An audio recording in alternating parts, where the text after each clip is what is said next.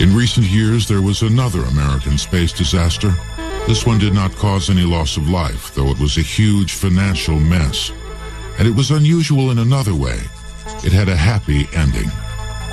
The Hubble Space Telescope was a bitter disappointment to scientists from the day it was launched.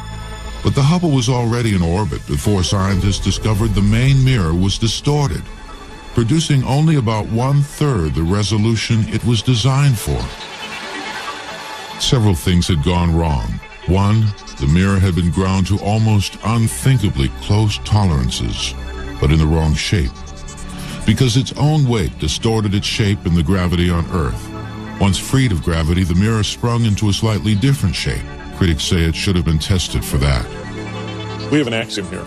One test is worth 1,000 expert opinions.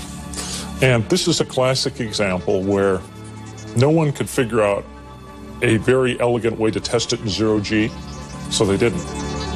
NASA had two choices. They could abandon the hugely expensive project, or they could send a crew up to fix it. Astronaut Story Musgrave got the job. When he arrived in space, the Hubble was a mess.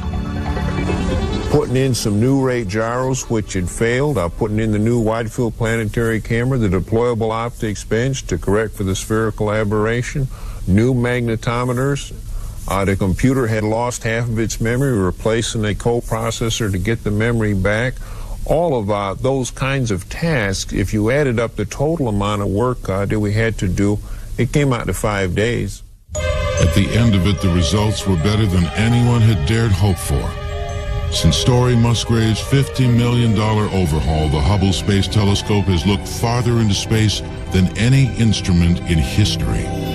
A huge, costly engineering disaster that was fixed.